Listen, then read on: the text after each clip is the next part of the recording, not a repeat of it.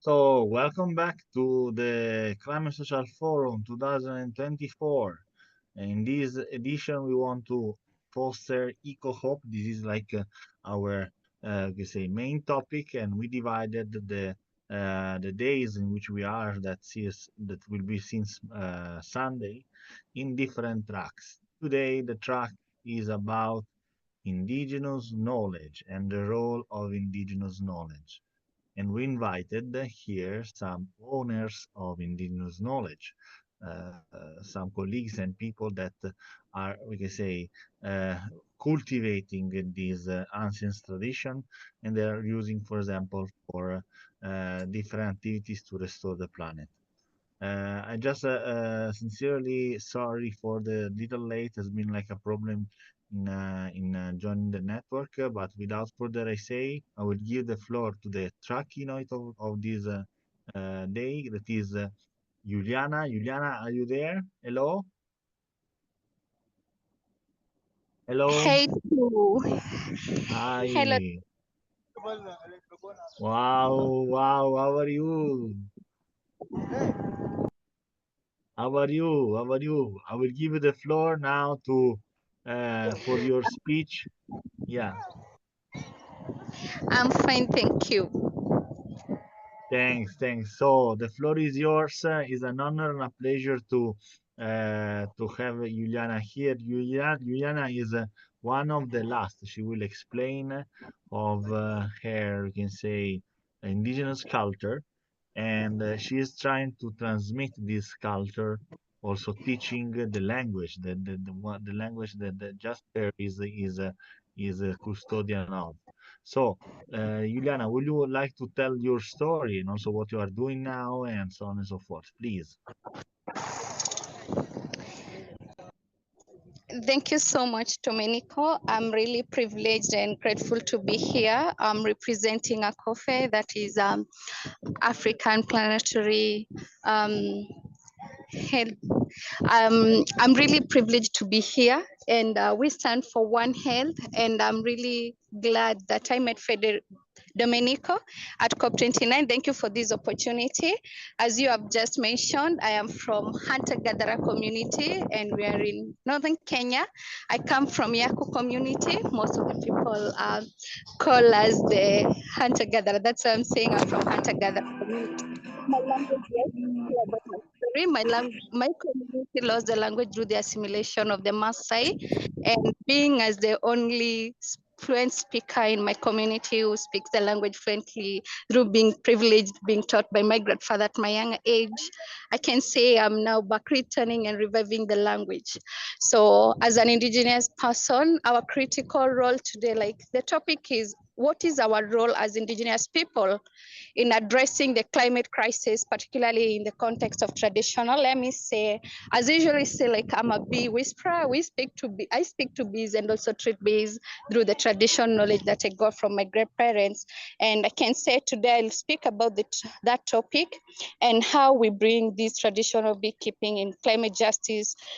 As a young youth, I see that this wisdom that I acquired, we should really pass it to the next generation. And I can really bring this out. Like I'll speak about 7 points, and the first one being how we are the guardians of traditional knowledge, and the second one sustainable practices. The third one is protecting ecosystems and biodiversity. And also the fourth one is advocating for climate justice. And the fifth, cultural, spiritual leadership and resilience through innovation, strengthening global solidarity through health. Yeah.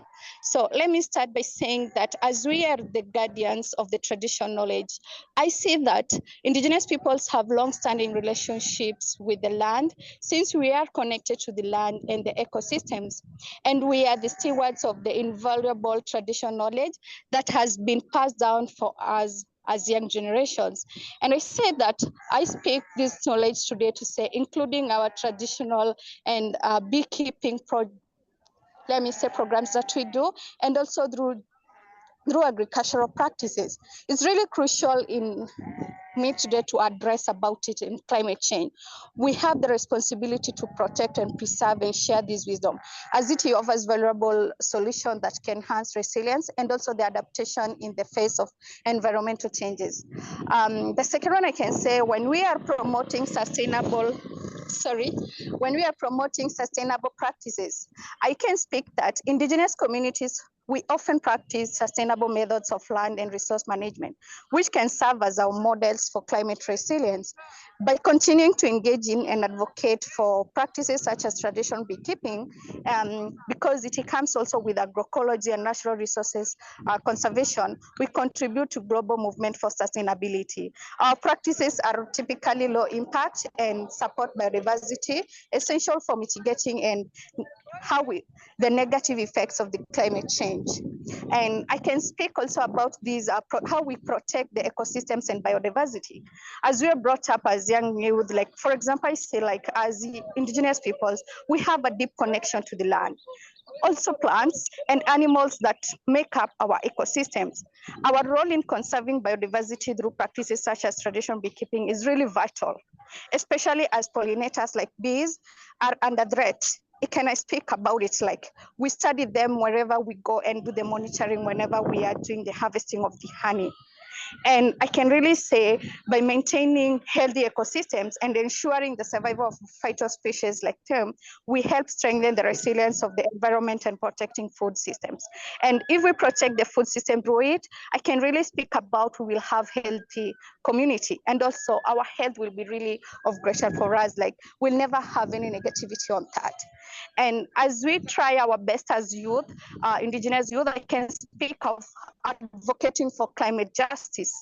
Indigenous peoples are often the most affected by the climate change. I can speak it from down deep the heart how we are facing this, yet we are frequently excluded from climate discussions and decision making. Other people make decisions for us down there, and they come bringing these systems, and I'm really thankful that now our inclusivity is coming to be heard, our voices are being heard.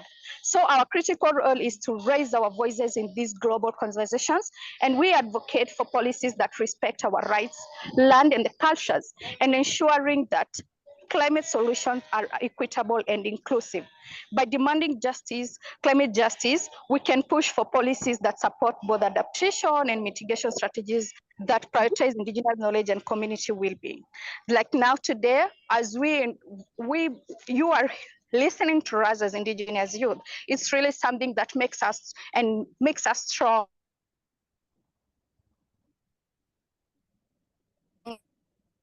and really coming up in a positive way. Through the cultural and spiritual leadership. First, cultures have a spiritual.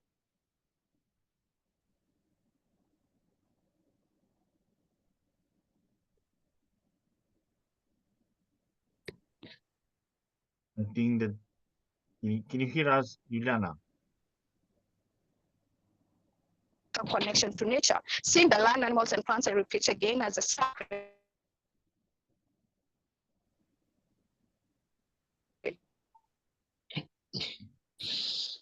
Juliana, I think that we have some problem of hearing you. Hello?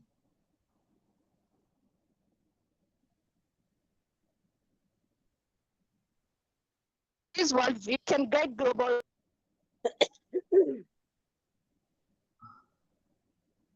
Juliana, we have some problem in hearing you. You can talk from here. I can really use my Okay, colleagues. okay. You can hear me now? Yes, please go ahead. Yeah, I was really saying how the cultural and spiritual leadership is connected to us as Indigenous people. Like I was just talking about, this worldview can guide global efforts to foster a deeper understanding of the interconnectedness that we have of all our lives.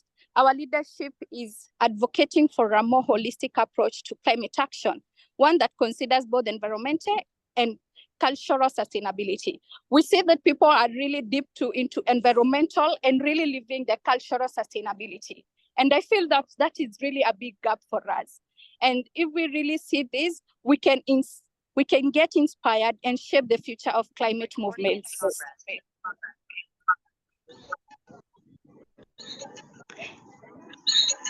Hello? Hello?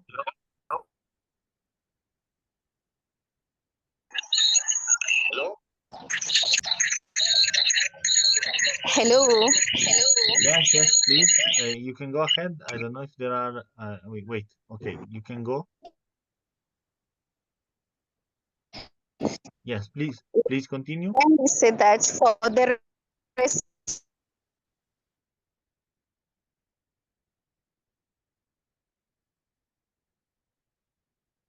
resilience through innovation, romance and challenges, indigenous people, even the pastoral community. So our role is to continue developing and sharing climate resilient solutions,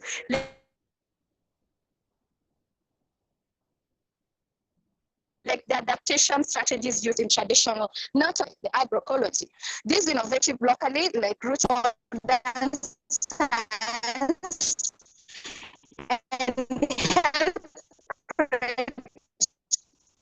climate solutions that are accessible to all. The last but not the least, I can really say when we strengthen global solidarity, indigenous people are part of a larger global with other minds climate change. We strengthen. I'm very sorry. Let me just repeat myself. I'm very sorry. The last but not the least, I was just saying about the strengthening global solidarity. I repeat by saying that when we bring the indigenous people to be part of the global movement, we advocate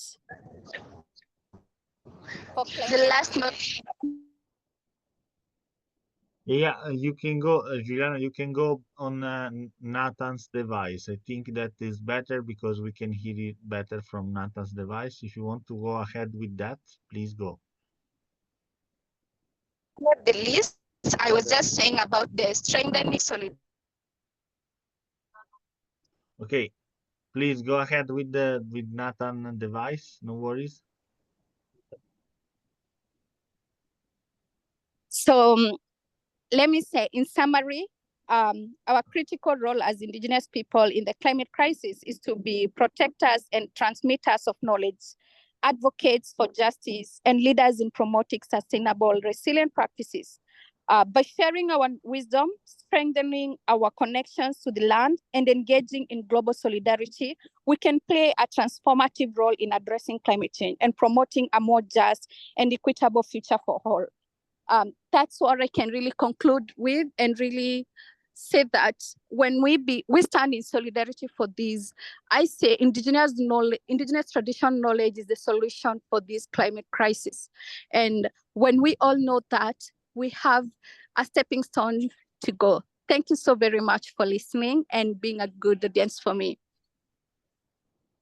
Thank you very much, Juliana. Thank you so much for being with us, and thank you. Okay, so thank you very much. I saw that you are in the nature because I think you are in the middle of the, you can say, countryside. Juliana said that she is a bee whisperer, but especially a beekeeper. I personally taste the honey that the bee she's producing, the bees are producing for her is amazing. That means a lot because just this is a way to maintain one of the we can say most important part of the natural ecosystem equilibrium, the pollinators, no? And just for that, Juliana, we have to thank you all because you are like saving us. As many indigenous people are saving us because with their knowledge, they are preserving the basis of our natural rules and natural equilibrium. Juliana, I hear the story of Juliana, and I completely, I can say, be astonished by the amazing effort that she's doing to maintain the culture. She's the last one of her tribe that is speaking that language, and without her, everything was lost. I mean, that's the situation, guys. That's the situation that we are facing if we are not preserving and we are not helping these communities on fostering ahead and on, we can say, transmit their ancient and precious knowledge. I don't know if there are questions for Juliana or comment for Juliana. So please, let's, as I said yesterday, we want to have like an interactive session. So please, let's also talk with Juliana. I also will make some questions to you, Juliana. But first of all, I want to ask the audience if they have. I saw a lot of friends.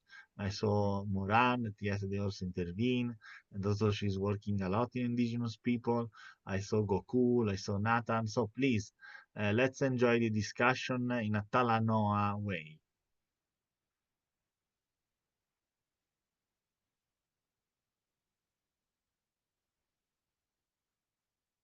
I don't know if there are questions or comments. Yeah, my comments. Yeah, Well, please. it is good to know that Juliana is trying to preserve the indigenous knowledge of beekeeping and keep the environment alive. But to me, it's a thing that, because when you are using a nature-based solution to solve environmental or climate problem, definitely you are reducing the cost of uh, mitigation. So now, what I don't get there is it saying that if you are keeping the peace, is it able to regrow the, or either preserve the forest or regrow the forest around that area? Is it part of the thing she's doing? That is reforestation or preserving the agroforest by providing ecosystem for the beekeeping. Is that what he's trying to do there? That I didn't really get. If Domingo can just shed light, if she can't hear me. Okay. Yes, So Juliana, yes, I can really say that I'm practicing these. We're really practicing the beekeeping project. Both sides, the agroforestry and also the ecosystem. Like through the language revitalization, we have come up with a word forest dictionary, which really promotes the conservation of Mukogodo forest. When you plant a tree, we tag by the names of the indigenous species of trees that are critically endangered, and also our words, that our indigenous words, like, for example, about the forest and how we are connected to the land. So as the language grows, our forest grows, and it really protects the whole entire Mukogodo forest, and it really maintains the virginity of our forest. In that, it will promote our beekeeping project. That's all I can answer with it. Maybe if you want more clarification, I can share with you how we are really doing this beekeeping in promoting the ecosystem and also all things about the agroforestry. That's great. It's clear now. Thank you. thank you very much, Dr. Bolaziro. Thank you very much, Juliana. I see Kabuye Marvin that wants to intervene. Please, floor is yours. Hello, everyone. Am I heard? Yeah, Hello. yeah. Hi. Yes, we Hello, can hear hi. you. Yeah, Juliana, how are you? Your work is truly commendable. I have one question, Juliana. I'm coming from Uganda, but I'm coming from Uganda originally, but I'm also now living in Azerbaijan. That's where I'm studying. Now I'm asking. Now I'm asking. Is there any initiative that you, Juliana, you and your team, you're using to translate that knowledge to the children or to people who are studying? Maybe to the schools. You go to school so that you can translate that knowledge, so that we can work together as a team to preserve the nature, the mother nature. Thank you so very much. Yes, we have already constructed a school that is a culture school that we are really doing the language visualization and the culture visualization. And I can really say we are passing it to the younger generations. That's we are focusing on with. And also the community in large is really interested. We are not really doing only in Mkogodo Forest, but we are really doing like in all the marginalized and indigenous communities around us who we are connected with this as a coffee. Obviously, I would also be interested if I was near you. But now I'm also suggesting that why don't you influence our lovely government, the government of President Luto, to translate that knowledge of beekeeping, into the curriculum of the studies, because it will generate revenue to the country in the long run. If very many people can keep bees and then they sell honey on the large scale. In so doing, we preserve our nature.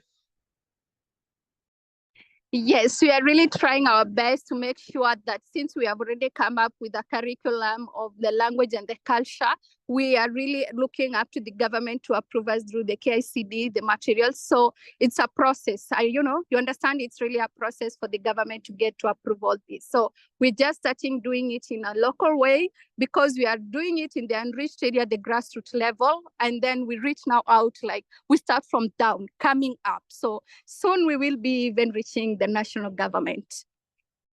And I also have another suggestion. As you're waiting for the government to intervene, during COVID-19, there was a delegation of youth who came from India. They showed me their initiative of translating knowledge about the utilization of plants to treat sicknesses, ailments. They went ahead even to create an application. From that application, they were sharing knowledge to other people. People were associating and also sharing knowledge. The application is called Godavan, I think, like that. I'm also suggesting that maybe if it's possible, we can work together and also so we come up with an application like that. Hey, bro. Hi, bro. Yeah, it's him, bro. It's him. Yeah, it's him. So yes, Gabriel, you anticipated the next keynote speaker. Actually, we are actually making the connection. So yeah. just a little patience, and we will have more from the cool. We can work together and then share the knowledge with this guy, Mr. Gokul, and then we make up another application about beekeeping and also translating that knowledge. We keep the knowledge and also we protect the nature. Thanks very much. Thank you so much for the comments. Yeah, we will look forward for that. Great, amazing. I mean, we create connection like this, no? And that's also the beautiness of these venues and so on. Hey, how are you? Hey, are you all there? Hi, lot of friends. Hi, Nathan. Hi. How are you, Nathan? So we just wanted to show you a video. We are in the northern part of Kenya. We're about to do a community visit over the next several days for another marginalized community in Kenya that has a language that is actively in the process of being lost, Rindile.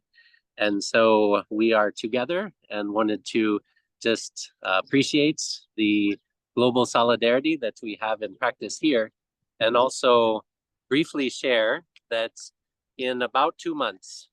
It's February 21st. This is a globally recognized day called Mother Language Day.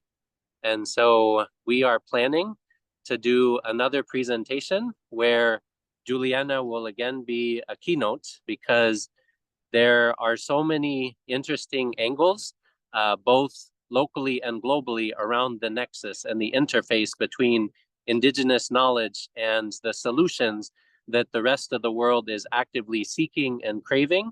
And so we see that there's huge potential synergy, and basically linking the theory and the practice, and using established states like this to develop concrete initiatives where we even talk about what are the metrics, what are the different organizations, how can we engage national governments, the African Union, the United Nations entities, to try and really lean into this recognition that preservation and revitalization of language and culture is a powerful, synergistic, scalable solution.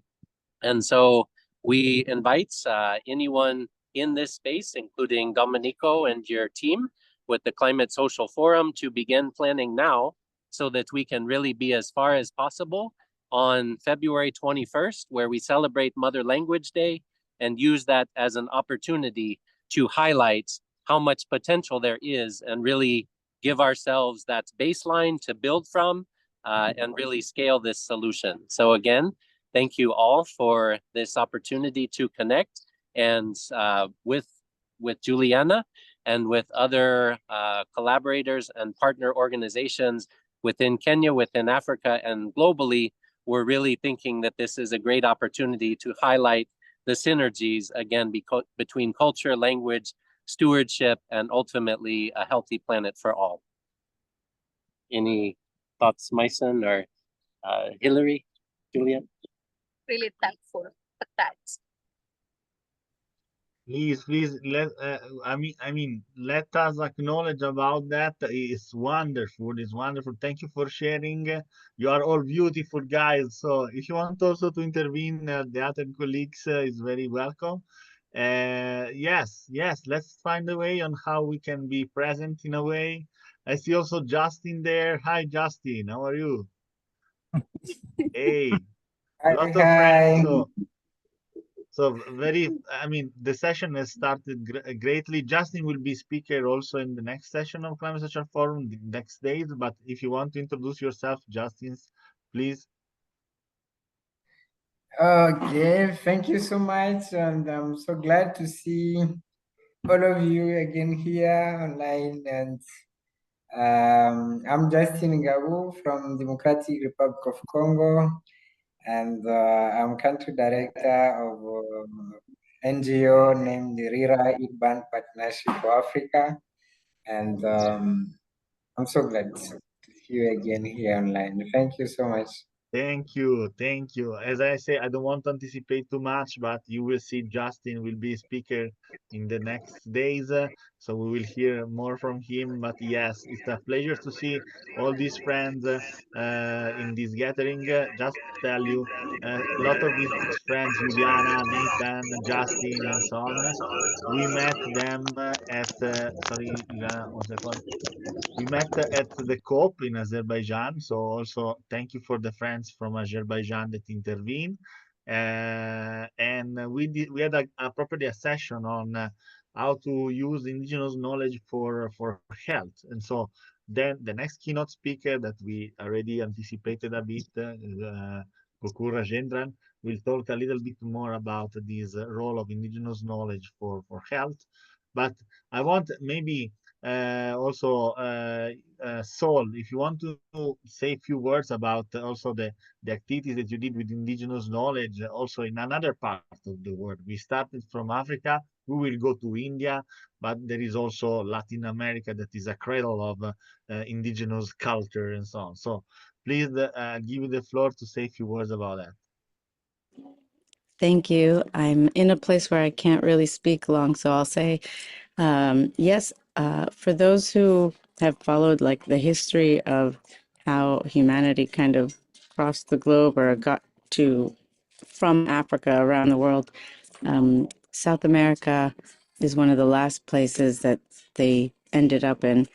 And so there's a lot of indigenous knowledge embedded in the cultures there that have been lost over time. And part of what I think our generation is doing or here to do is to bridge that knowledge and discover it, almost like chiseling out a diamond and then finding it and helping other people find it, connect to it, learn from it, and kind of replant our own minds, reforest our minds, and reconnect us back to, as Juliana said, our oneness with all of nature. Um, sorry, he's saying, can you mute yourself, please? Thank you. Okay, go. And so I do feel as though I and we are more vessels and just links in a chain, bridging east, west, north, south, old, new, past, future. And through the work I've done, we got to the leading scientists who pointed to the potential collapse of the Amazon rainforest. So I found myself working with some of the leading indigenous on the front lines of preventing that collapse by preserving their knowledge, wisdom, and also language and cultures. And so we've been working a lot with amplifying their voices and spotlighting them.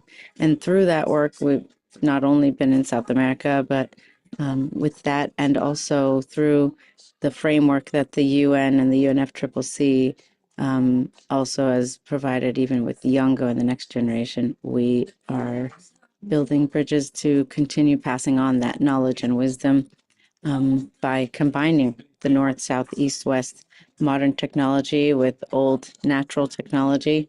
And just perhaps it's like a transitional period on a very deep level and many kind of layers to it. So it's an exciting time to be here. I think we need more of us. We need to find each other, just like the Climate Social Forum is allowing us to do, so we can cross over, we can inspire each other, learn from one another, empower each other, do things more together.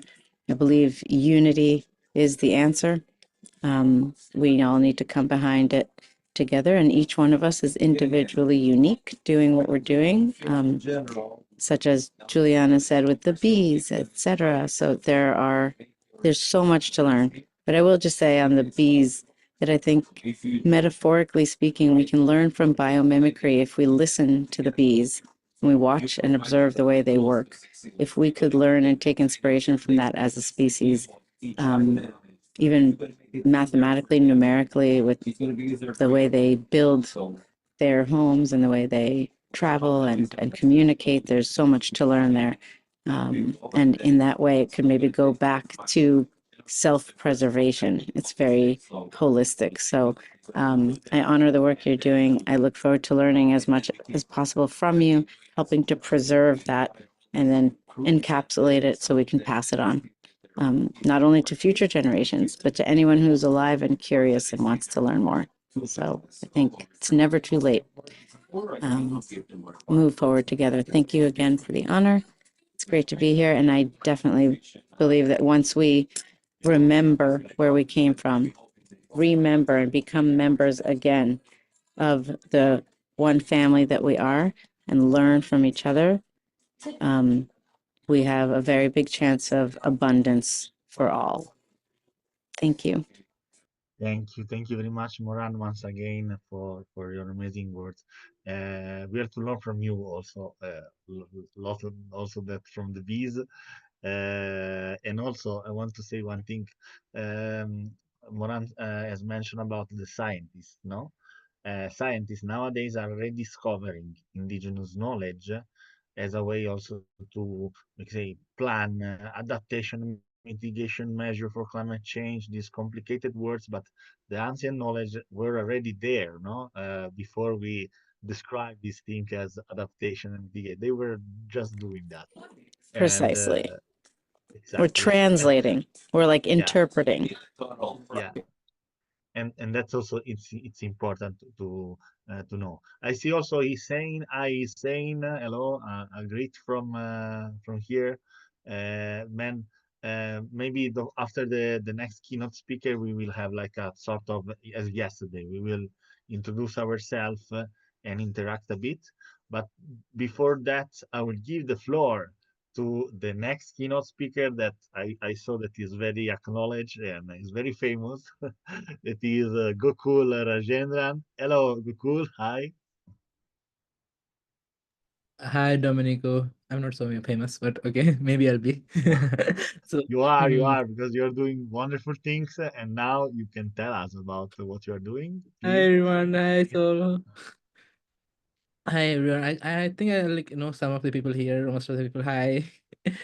So yeah, hi Kabue. I just sent you a message as well. See, yes.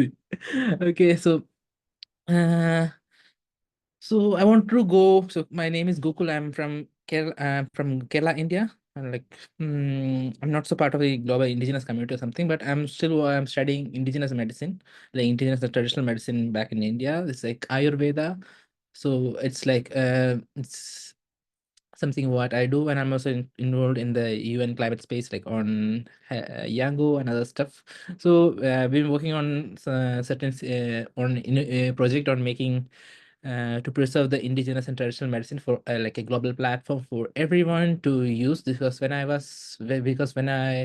got my first opportunity to be in an UN climate conference in COP, I was like an indigenous medicine student. So here, most of the plants out there outside outside in my and surroundings, we know what should we use it for, like how can we use the plant, how valuable that plant is.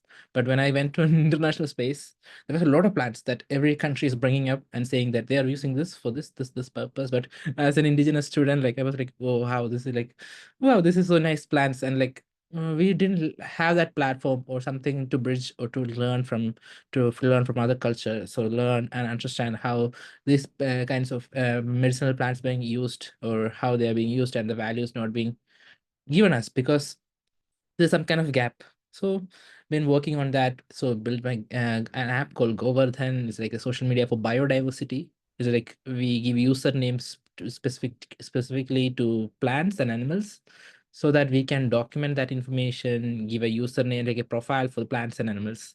It'll be like not too complicated. We wanted everyone to input the data, and we want to make it more secure, authentic, and stuff like that. So we are still working on how to output the data, like to showcase that to data to people.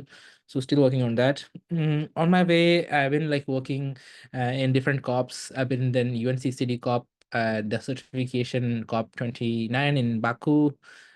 Been speaking about antimicrobial resistance at COP 29 and in Baku. And yeah, I've been to Turkey as well to for MedLife for a paper presentation. So right now I just landed back in India yesterday, so I'm not so prepared. But yeah, let me go through what I learned in like this year about how and what we are lacking behind for the global stage. So like in a global stage, I would like to say is one thing is the policy documentation.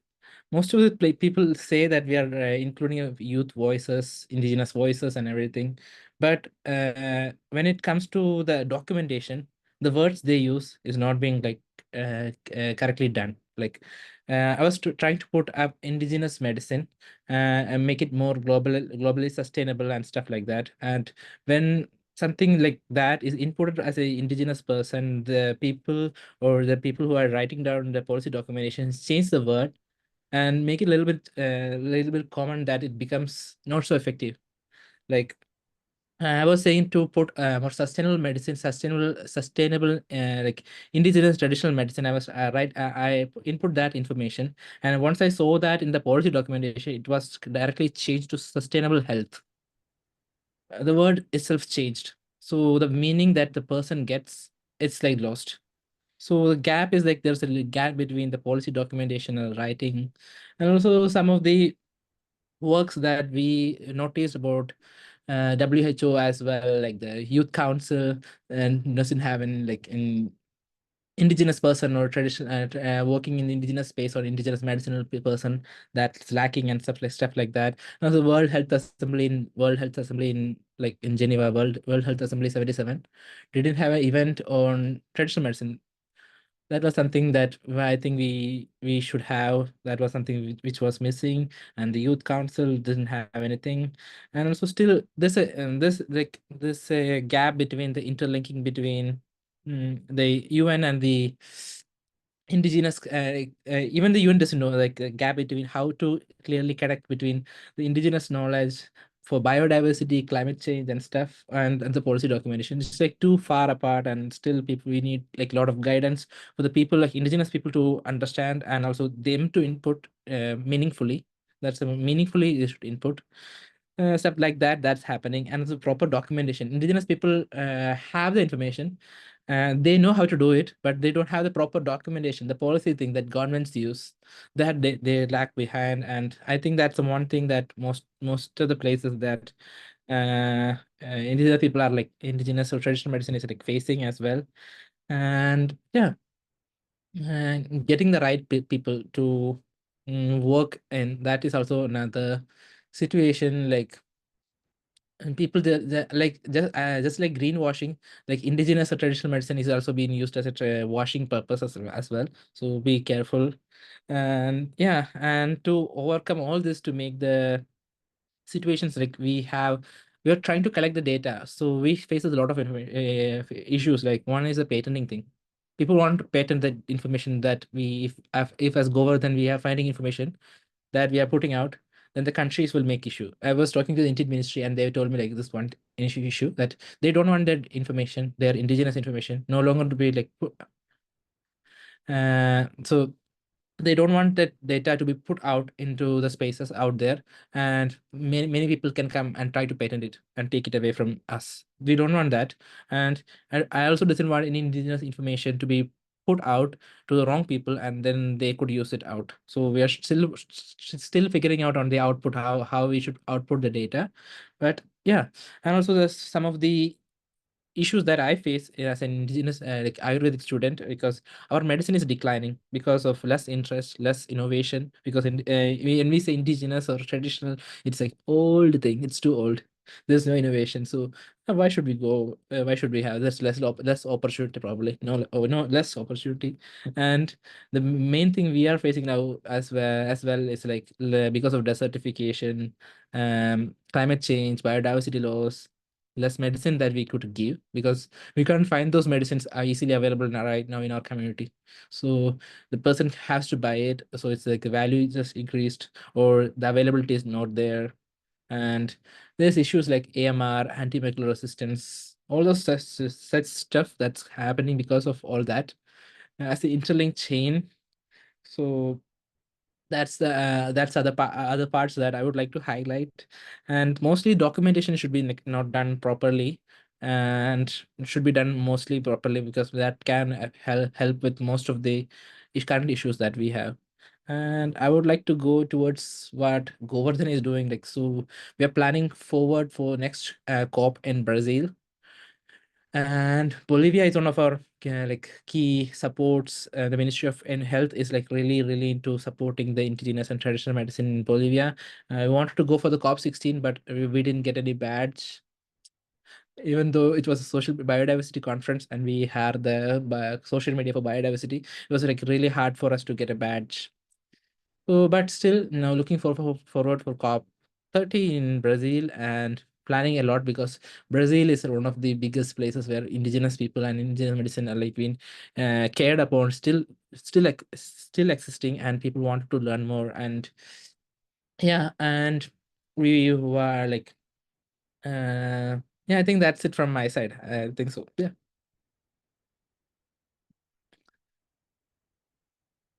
Great. Thank you very much, Gokul. I mean, you're doing an amazing job with the government, but especially for like the sake of bridging the gap between indigenous knowledge and modern technology and science. Yeah, looking forward to COP30, that where indigenous knowledge will want rock. to want to make a plan for that before looking for like looking forward to meeting you as well. But I'm looking forward for a great plan to execute on ground, so that the people start working together actually. That, that's Let's a make the good plan plan. forward. That's a good plan. And Yes, so I yes. think that we can work together on that. If you want, you can also share the website of the hub, or if you can show Yeah, some sure. elements, some Mhm. visual of the hub, would be interesting. Yeah, maybe I can show you the And app. Right, so just a minute. Can I share my screen? Sorry. Yeah, you can share. Okay, wait, just a moment. Can you see my screen? In a few, in a few.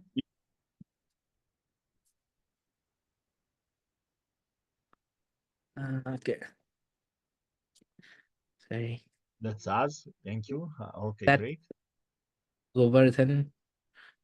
Okay, this is social media for biodiversity.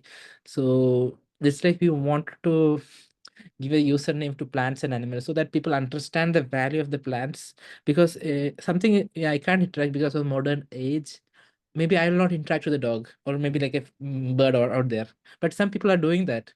And it may be like the farmer who is providing food for us. Without their interaction with that particular thing, we are not getting that food.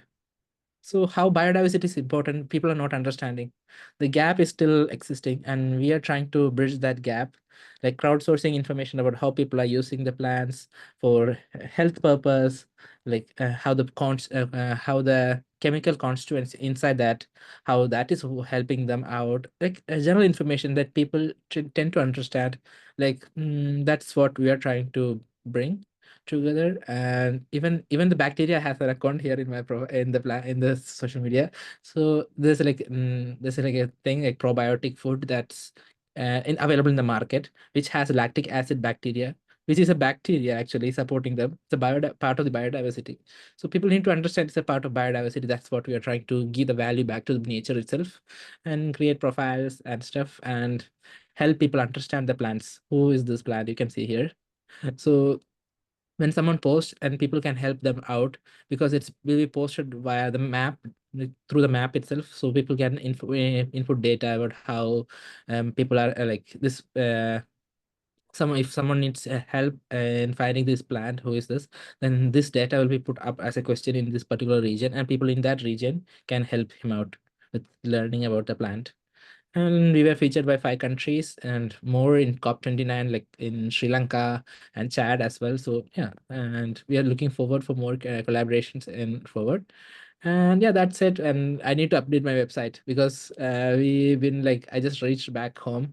So yeah, that's it from, sorry. So if you want to reach out to me, just go to govardhanapp.com and just click Gokul, and you can just get my information. So I think that's it. I need to update the database website. So yeah, thank you. Thank you to you, Gokul. As Gokul was saying, actually, we returned for a travel where we presented some of the works of Gokul in a scientific conference. So, congratulations for that, Gokul. Thank you so And much for space. please, yeah, Because of let's Dominico continue only we reached foster there. this. Let's continue foster this dialogue. I don't know if there are some questions for Gokul as before. If you want to interact with the speaker, please go ahead.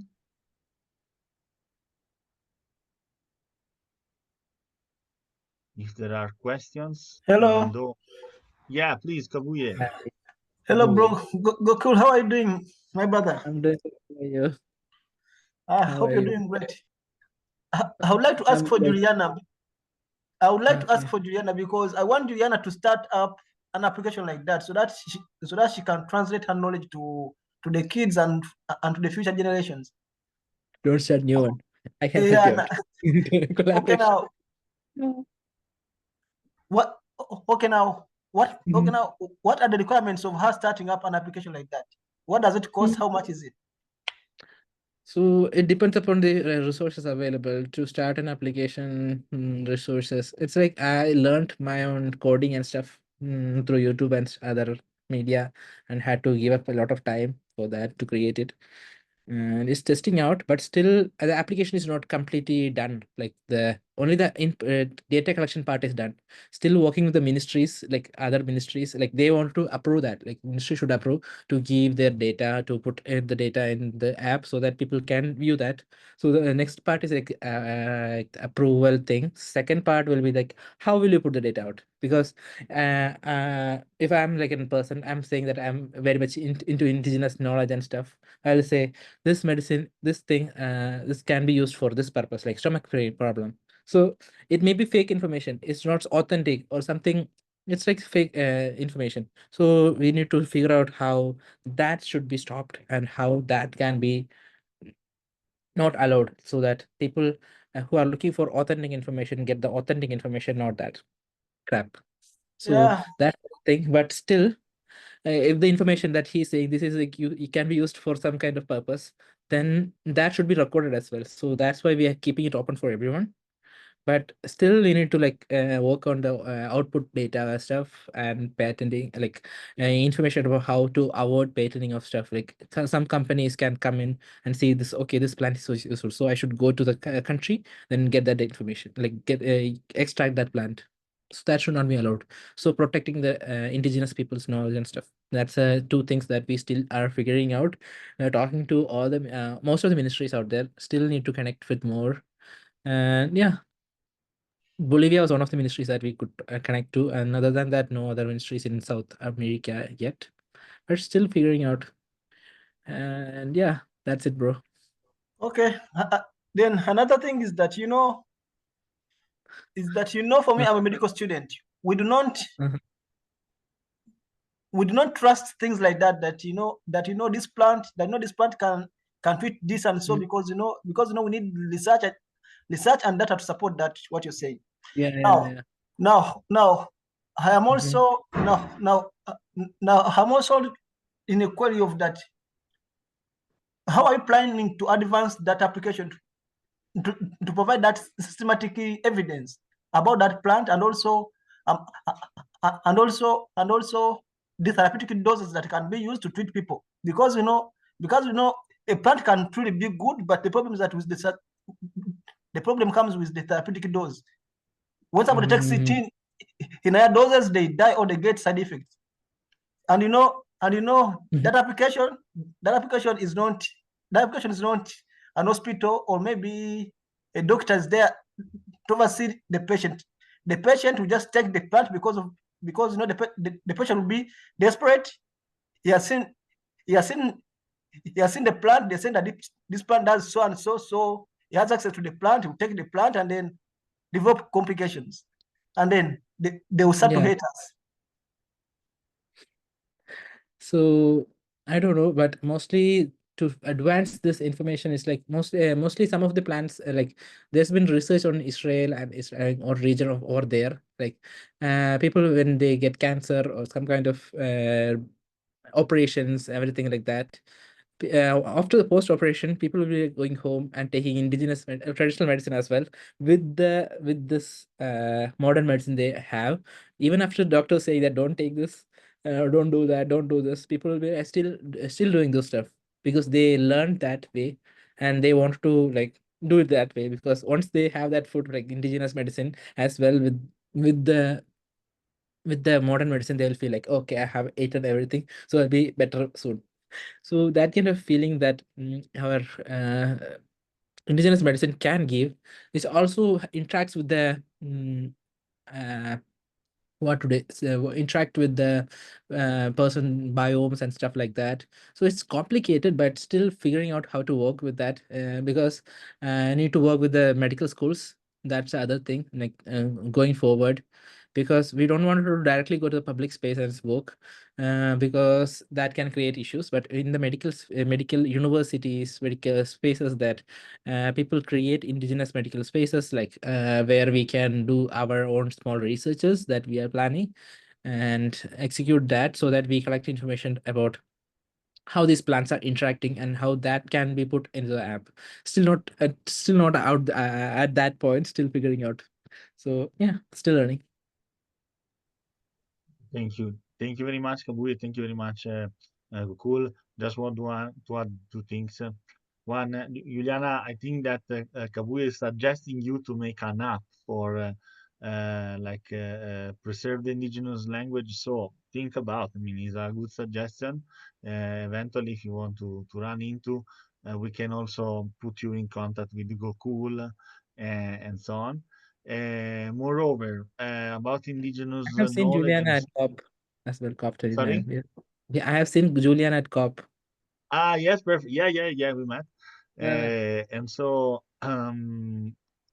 another thing, just to report an intervention that we had recently in one of the conference we have been asked how can you prove scientifically indigenous medicine and how to actually there are several ways, no? For example, how to connect the hormones with the physical plant and so on. There are several ways in which we can explain also with the modern science how indigenous knowledge is working, no? And after this is something that also Even just mentally, you is can say that some of things. Because sorry. right now, people are even mentally, like, just people are taking medicine just to feel, okay, I have done everything. I'm safe. Just to feel that placebo effect. Even for the placebo effect, they're doing that. Yeah, Hassan, I don't know. Okay. Uh, Hassan, are you there? Yeah, yes. You, if you want to say a few words, I don't know if you want just enter, but yeah, just to reinforce what Gokul was saying.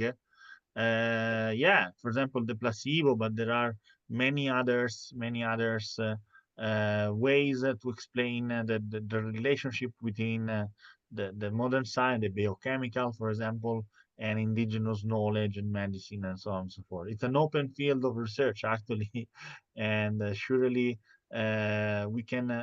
This is helping to have the dialogue rather than the conflict between the two form of knowledge. I don't know if you want to add something on that, Gokul.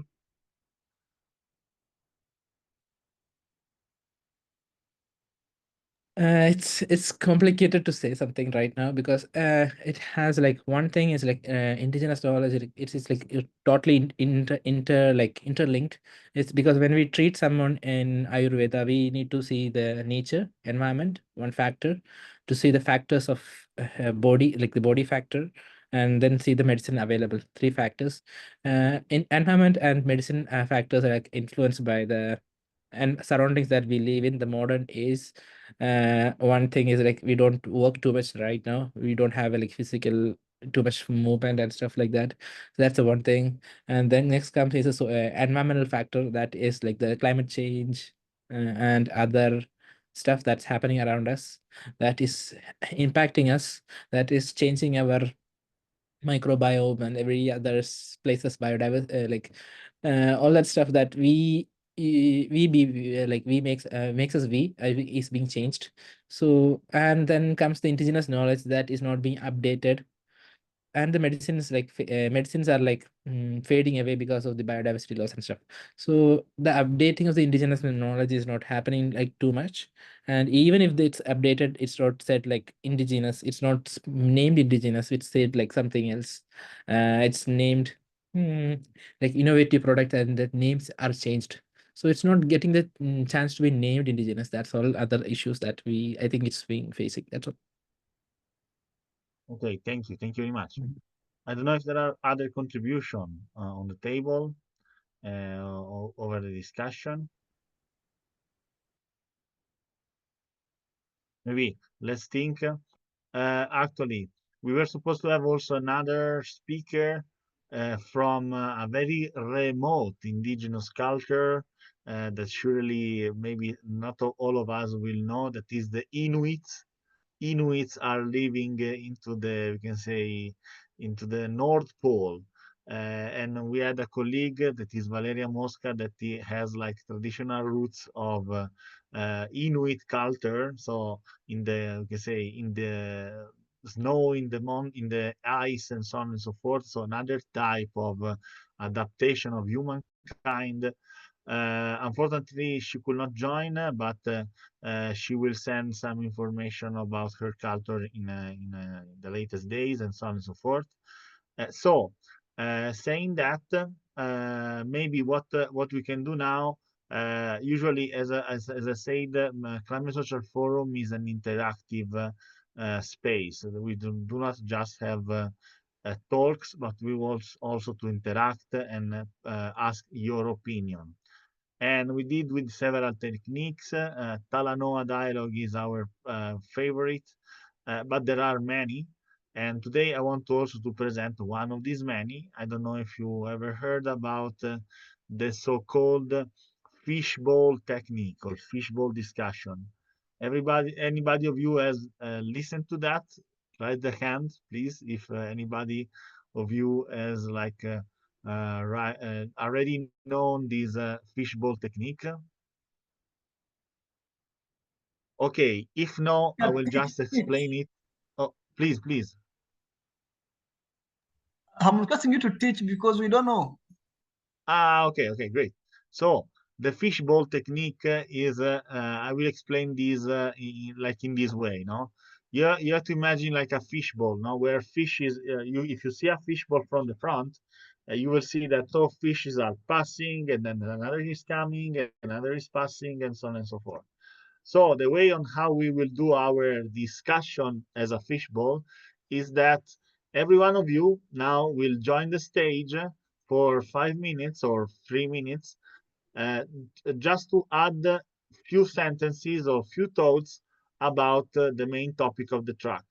So I will call you and I'll say, okay, let's share like 5 minutes. You will join the stage and make your points about the main topic. I will record all the discussion into this document that is structured as we can say a Talanoa. So where we are, where do we want to go, and how do we get there? Anybody of you can contribute into these 3 questions. Okay, so we can stay on 5 minutes maximum for each one, and each one is coming on the stage and say, okay, on this point on indigenous knowledge, I will add this, that, and that, and so I will take note about the discussion. Let's take it for like 30 minutes of discussion on that, and we will have at the end a sort of map of our opinion into this document. Maybe Kabuye, if you want to start, no? You can join the stage. You are the first fish of the fishbowl, and you can state in 5 minutes what you want to share and add about preserving indigenous knowledge and culture. Floor is yours. Kabuye. Hello. Can I see the question, please?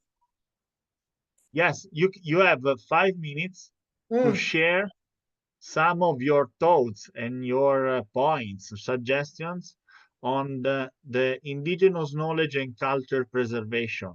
So you can add what is the state of art, so which is the current conditions, which is our goal, so what we want to achieve eventually, and how do we get there. So eventually, if there is some suggestion on the methodology or strategy and so on to achieve the main goal, that is preserving indigenous knowledge and so on.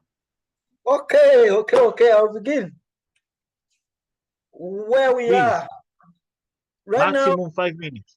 Yeah, right now, guys, we are here discussing about the indigenous knowledge, and also I must also admit that we are having assets, people who are trying to reach out to the indigenous people to have their knowledge, and also to translate that knowledge to us. Where do you want to go? All of us want to get that knowledge from the indigenous people to translate it to the larger population of the people, so that we can utilize their techniques of preserving the nature, so that we have a lovely and a viable environment for all of us to fight the climate change. How are we going to get there? How are we going to get there? To get there now, that's the question of all of us. Well, that's why we are here, to share the knowledge, you and us, to see how we get there. Personally for me, I will say that we need to integrate research. As for me, I am more too inclined into research. We have to incline research to show the benefits of the indigenous community, how they've lived harmoniously with the environment, in contrast to us, who are not the indigenous, and also how we have lived with our environment. We need also to ascertain the benefits of them living with the environment, their life,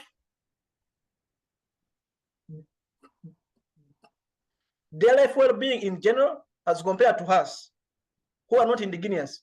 For example, right now we have seen, we have seen some people like Juliana who have assets, who have skills even to speak to bees,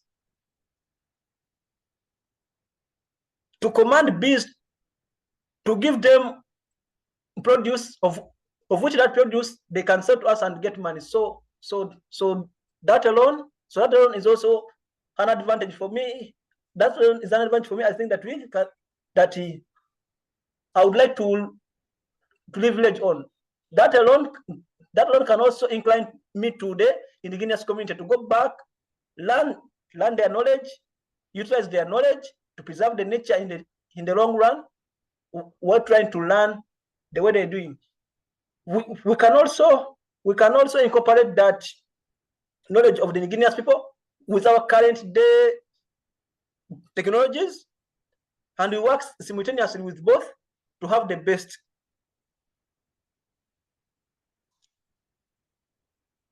Okay, thank you very much. Let me finish. Okay, let's go to the next. So who wants to go to the next on the stage? I see, for example, Anima Sharma. If you want to go and make your few statements on the topic, let's turn the fishbowl. Let's turn the fishbowl now. Next one. Anima, if you want to go.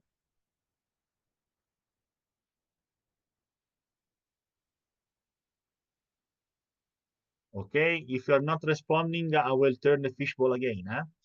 So if Anima is not there, maybe I will go to Dr. Muritala Oke, ICAC. So please, Dr. Muritala Oke, you have the floor in 5 minutes to state your points on how we can preserve indigenous knowledge, where we are, where do we want to go, and how do we get there. Dr. Muritala, please, the floor is yours. Good evening, everyone. Can you hear me? Yes, if you want, you can introduce Thank you also very yourself. much for calling me. I just joined 2 or 3 minutes ago before you entered the fishbowl training, fishbowl discussion. So I have not been able to learn much about your discussion. Maybe you can permit me to pass at this moment, please. Okay. Let's turn to you next. Maybe okay, let's go to Hussein. Hussein, let's turn the fishbowl. Hussein, the floor is yours.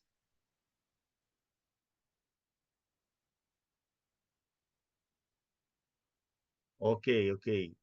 Hussein, are you there? If no, let's turn the fishbowl. Let's go to Sosa Hurue, please. Sosa, are you there?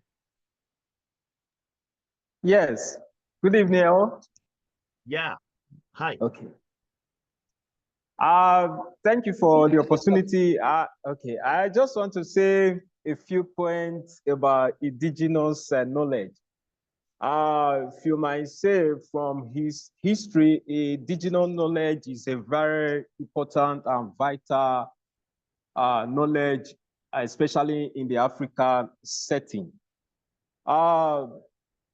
Going to our community, we have seen the importance, what the indigenous knowledge has done, a response of community development, communal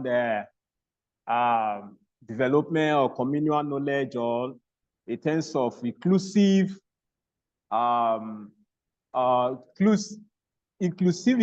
of what they want to do in their community, coming together and having coming together and fostering the unity of what the community needs. Outside that, I just want to say this, indigenous knowledge is something we have to institutionalize. Not just in our local setting, also in our national and international setting, so that we can also look at our local knowledge that can assist us, whether in the agricultural setting, sector, or whether in the health sector, or whether in climate mitigation, resilience, or an adaptation. So this can actually assist and help us to project the best knowledge that we can use to manage the climate system, climate change in our local setting.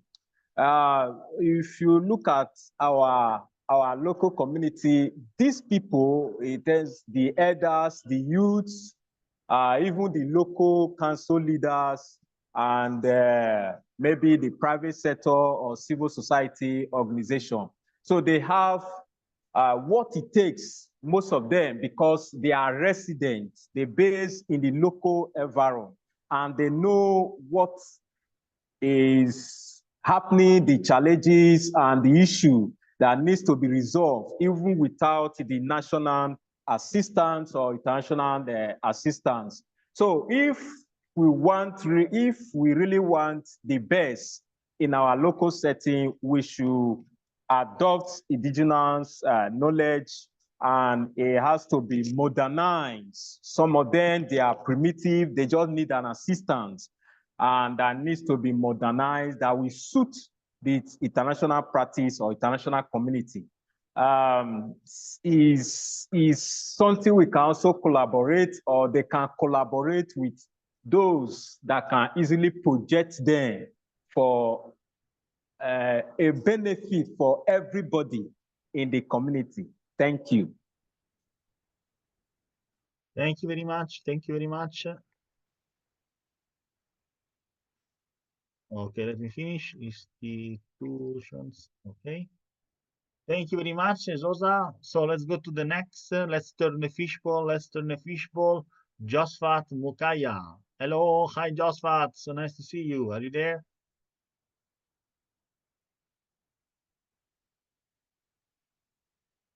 Hello, hello. Yes, Domenico, how are you? Fine, fine. So nice to see you. How is going? All good. Good to see you too. How is everything? Fine, fine, thanks. So we are in the fishbowl discussion.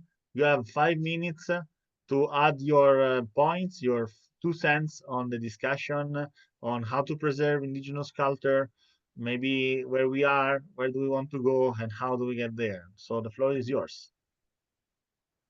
All right. Thank you very much. Thank you for the opportunity to just discuss and, of course, add my contribution to this. The very first thing I will say is that, the role of, especially how we should preserve indigenous knowledge is, we are so much focused on solutions that come from the scientific knowledge that we learn.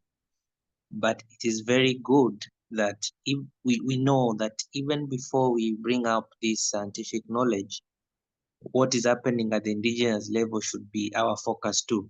So we should look for a way of, of blending the scientific knowledge plus the indigenous knowledge to make sure that we don't lose it. Because one thing I know, before we came up with research work, before we came up with scientific solutions, there is a way the indigenous people used to survive. And all along, they have survived this far. So we have to blend. We have to blend the scientific knowledge and the indigenous culture so that even as we solve this, we solve it in a more sustainable way. So that's what I could say at the moment. If we do that, I think we will preserve the indigenous culture. Thank you. Thank you very much. Well, oh, okay. Thank you very much. Thank you very much. So let's turn. Thank you very much for your contribution, Josephat.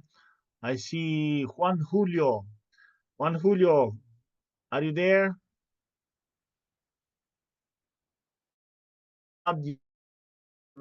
Minutes of contribution and discussion if you're there. Okay, I will call you at the end. The ones that maybe doesn't respond, I will try to call them at the end. Juliana, I know that you added a lot, but if you want to add more onto this fishbowl, please, you are welcome. Thank you so much. I can really say that our goal is to recognize, preserve, and ethically integrate indigenous knowledge into modern systems, ensuring its value is respected in sustainability, in health, and cultural preservation while empowering indigenous communities. That's all I can add to that. And would you like to? Thank No, you. okay. So I Yeah, can please, just Nathan. build on what Juliana has shared and say that I believe we are at a hopeful moment in history, as much as there are legitimate crises like triple planetary crisis with climate and biodiversity and pollution and many other integrated social, cultural, developmental, even issues related to conflict and peace, that these are all interconnected with our relationship to our one shared home on planet Earth. But I believe that through connecting and actively resisting narratives about all is lost in health, there is interesting and important literature and research that says hope is a determinant of health. And I think especially as we look at the next generation and future generations, it's very important that we actively cultivate very real communities of practice, like what I believe we have. It's a bit emergent, and maybe it's somehow not recognized so thoroughly at this point. But I believe as we look over the span of years and decades, if we are intentional about remaining connected and bringing in the unique skills that different people already in this space have, and look at ways that we can try and bring those together so that I will say how. On that side, I think the question of resources is very important, that there are very real solutions. It's just enough times they're not well recognized. And to do that, we will need to have more resources to make it so that we can bring these solutions, these stories, these narratives to more of the normalized media spaces where we meet people where they are at and do our best, as Juliana said, to bring in indigenous knowledge into modern ways of communicating, interacting, the livelihoods. And I think it's especially important as we look at other frames, which we can talk about a corporate model where shareholders are legally bound to maximize short-term profit.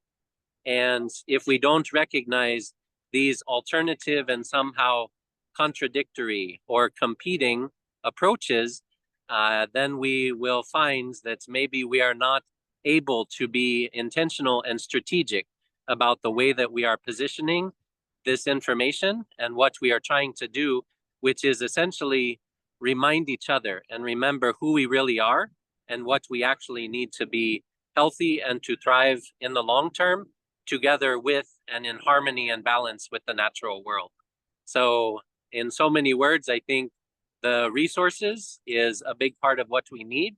And I think we need to continue building our relationships, continue building the trust, and look at concrete ways that we can even measure the impact that we have, because that's important for building a compelling case.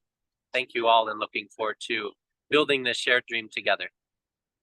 Thank you very much, Nathan. Much, wonderful contribution.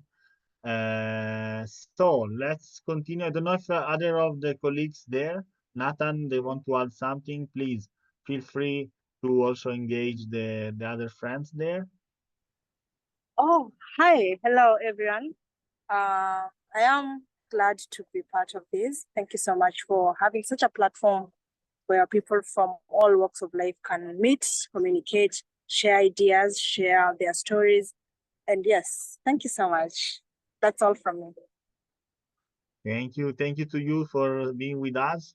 Okay, so if no others of you wants to add something, maybe you feel free to join us later. But let's continue the fishbowl. Kakine, I saw Kakina Osube. You have 5 minutes if you want to add your points on the discussion.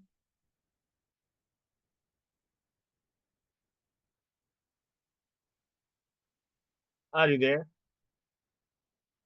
If not, I saw right. Yeah, Kakine, please. I don't know. Can you speak? Hello, Yeah, good please. afternoon, everyone.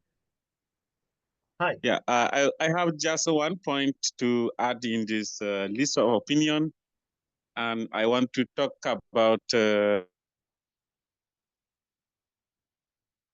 local communities and so that we can add in the list of topic. This is the first one, and the second one I want to talk about how will we get the funding for our plan of action.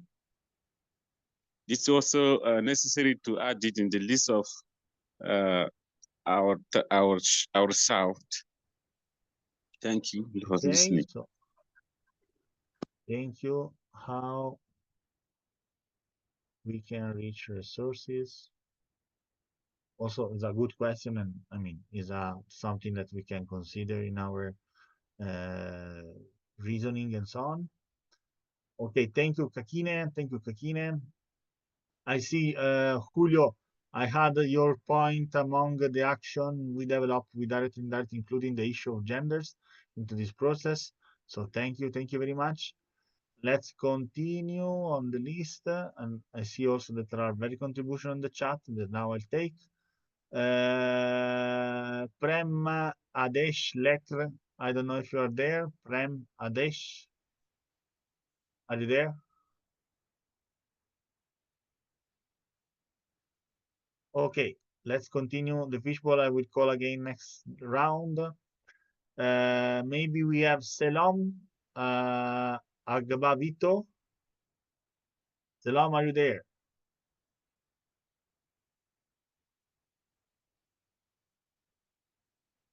Okay. So Tigis, next one. If you want to contribute to the fishbowl. All right. Thank you so much, Dominica, and thanks everyone for all the wonderful contributions. My name is Tegas Tandasha, and I'm working on climate action policy advocacy as a consultant based in Addis Ababa, Ethiopia. So my focus would be mostly on from the climate change and food security aspect. I think one and other colleagues have also mentioned climate change. So for me, where we are, I believe that a lot of the indigenous knowledge which can contribute to alleviating the issues and the problems are not recognized. And earlier Nathan has mentioned that as they should be. So we really need to work on that.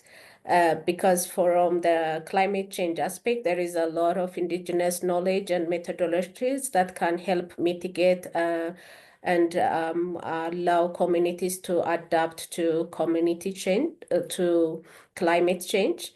And the presentations have heard about the bees and the medicine, and imagine just from these two presentations how much that contributes to life. So I just want to add to that, how about the indigenous plants for food? Because there are a lot of indigenous plants that are nutritious and that can contribute to food security. which are leafy plants, roots, and tubers. So maybe it will be good also to look into that aspect from the indigenous knowledge in terms of indigenous food. How do we, where do we want to get? Then we want to be at a place where especially from the climate change aspect, that we can address the mitigation, adaptation, and resilience issue. And we want to see communities that are really resilient and can cope with the challenge of climate change. How do we get there? We need to scale up the practices, and also from the perspective of the indigenous food that I have mentioned, we can work on addition of value, from farm to fork along the value chain. So there can be a lot of intervention, a lot of value addition that can be done to scale up these indigenous foods and resources. Thanks a lot. Thank you very much, Tigis. Amazing contribution. Thank you very much. So let's call again the ones that was not there. I see also Balkias Khan, Pakistan, if you want to join. 5 minutes for you also, if you want to add a few points on the discussion. Balkias.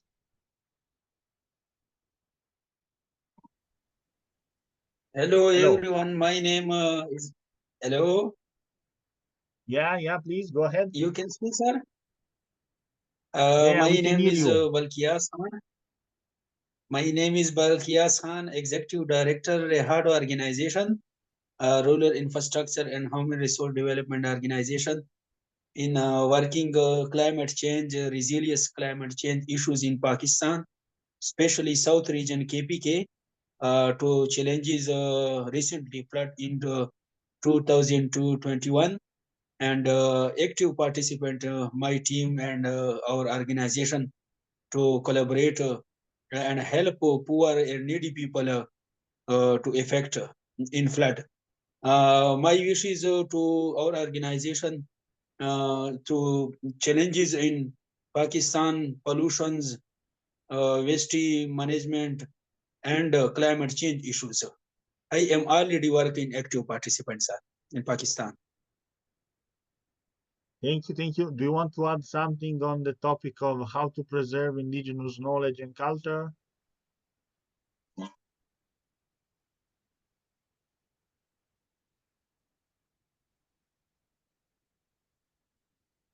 Oh, okay. Let's go ahead. So I see also Pius there. I don't know if you're there, Pius.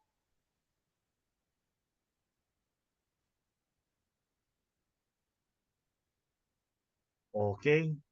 Let's go again to Hussein. Hussein, are you there? You want to add a few points?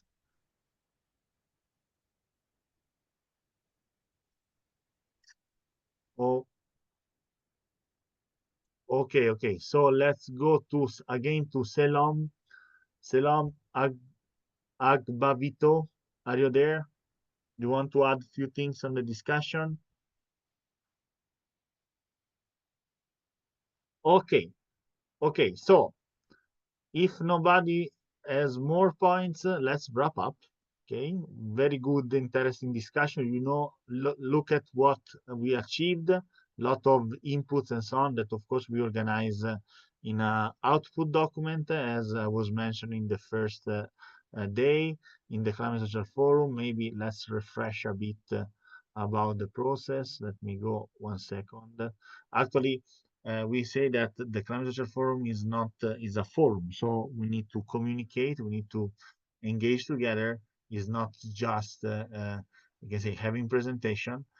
Usually every year we produce some output documents from the conference that are collecting the results of the interaction, the results of the sharing knowledge process. Let me show you 1 moment how we work usually. We present, for example, in COPs or in other venues our products. For example, this year, some of you were also present. Also, Juliana was there to present our position paper. And just to let you know, I will share my screen 1 second to figure out a little bit what we are doing and why we did this session. So for each track, the Climate Social Forum is sharing a track document, the one that we were writing. We collect all the input from the participant and so on.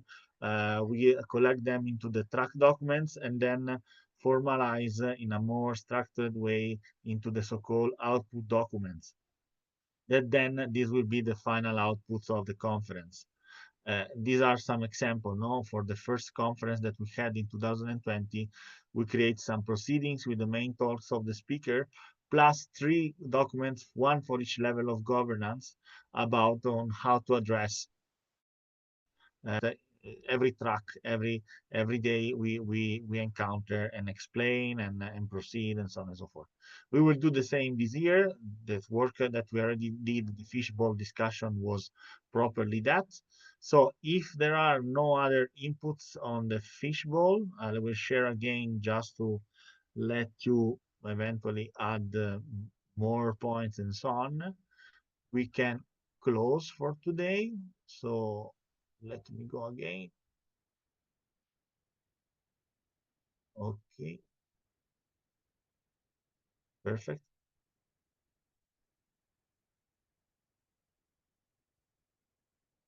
Okay, I'll share again the result of the discussion of today in case someone want to add.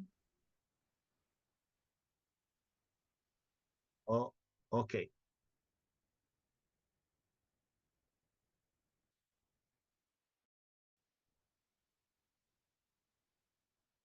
Yes, Tigis, if you want to say something. Yeah, I just wanted to Please go ahead. just add, thank you.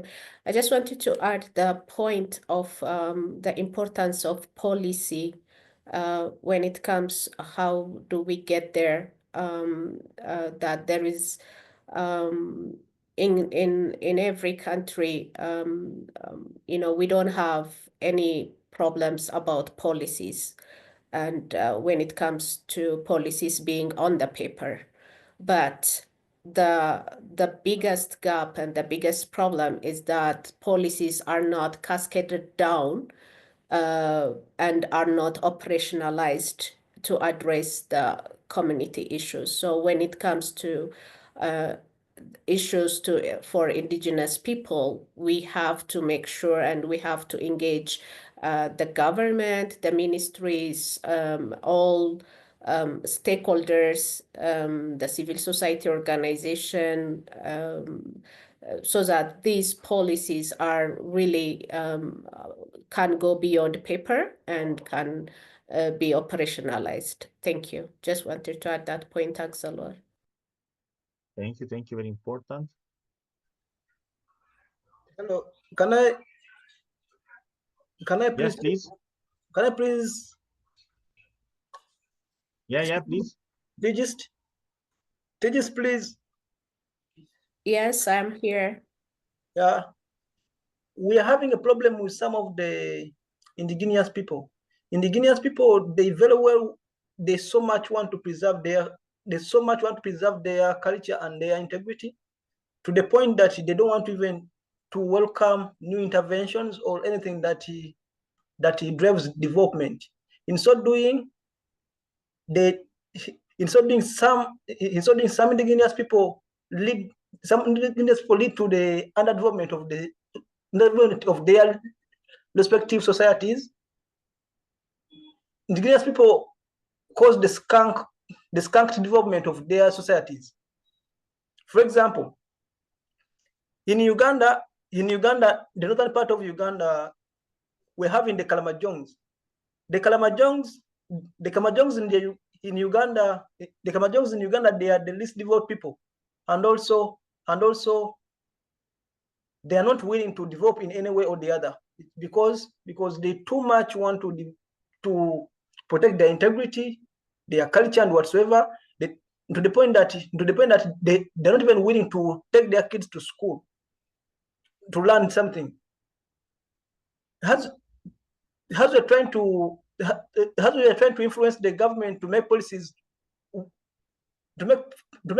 which favor them as well, we should also bear in mind that we have also to speak with them so that they can harmoniously cope with the new policies which favor them, because most of them are not educated and they don't see beyond that scope. They are always thinking that involvement of government or other people into their community, they are going to destabilize their integrity of their culture integrity, and whatsoever, they will lose their culture. At some point they are right, at some point they are wrong. Now the balance needs to be equivalated. Thank you very much. Thank you. I also adding some points of Juan Julio, the artificial intelligence. Yes, the use of new technologies also to, we can say, for example, organize the knowledge in a structured way, like Gokul. No, Gokul has has used some of these technologies to structure the information and so on. It's possible that this task, the sustainability of communities, can be seen through the inclusion of ritual of knowledge related to risk management to climate change. Yeah, also could be an idea. So I did this more on the how do we get there. So I can take this. Okay. Aegis, please. Yes, thank you. Just to kind of add to the last point that was raised on the, on communities being protective of their cultures, their knowledge. I think one of the issues is that the approach. Usually the approach is top down. But we need to really focus also keeping that balance that was said, and also make sure that we have that bottom-up approach, and that when we go to these indigenous communities, we don't go as a threat, but as someone who respects and acknowledges and recognize their knowledge, and in such a way that we can show what their knowledge and can contribute to the community. So it should be in such a way that's very respectful, acknowledging and recognizing what they have, and show how that can be scaled up for the betterment of the community. So for this, we really need a lot of sensitization with the communities, with such communities, and also make sure we devise ways of capacity building and awareness creation. Yeah, wanted to add that, and thank you so much. Thank you very much. I see also Nathan that has raised the hand. Please. So just wanted to say goodbye for now. We are needing to move to another location, and we probably won't be able to connect much over the next several days due to being in the remote community, but just wanted to thank you, Domenico, especially for giving Juliana the opportunity to share, and also all of the participants who have made great contributions. We are looking forward to remaining connected, and I believe having clear next steps, which I am confident over the next several days more will continue to emerge. But just from our side, the Mother Language Day again, we'll plan to organize virtual and hopefully some community level activities around that, February 21st.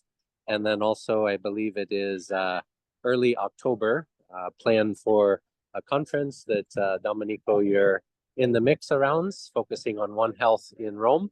So looking at ways that we can carry forward these discussions and include them in the COP spaces, along with academic conferences and many other discussions, so that, again, these are normalized. But thanks again, and look forward to staying connected with you all. Thank you very much, Nathan. Thank you, Juliana, and good luck for your journey. It's been an honor and a pleasure to have you here, and let's keep in touch for the next appointment and steps. Yes, thank you, guys. Good luck. Okay, I also add this last point of Julio. Thank you for being very proactive, Julio. Juan Julio into the chat. I will adding a lot of points. So I think that wow, we did a great discussion. Actually, this fishbowl was very dynamic, and we get a lot of input and so on. For the ones that has asked, we will share this document. We will also share at the end of the Climate Social Forum the final outputs. Just be a little bit patient because we have to, we can say, re-elaborate all the text. We have to create the graphics and so on. So will take at least a month after the Climate Social Forum, but we will share with all the participants.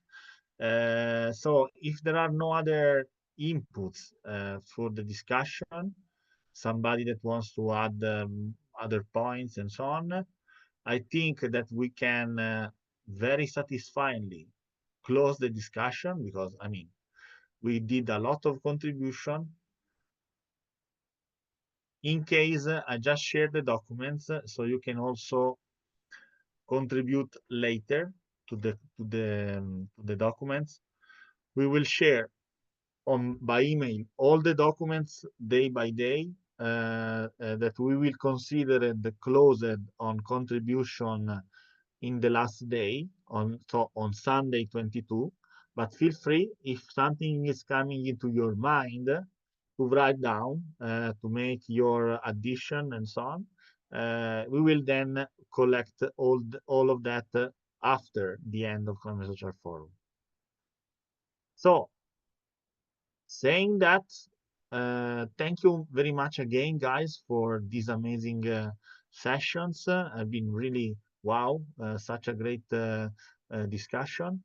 Tomorrow we will have the day on climate finance. I will share with you all the details as we did today.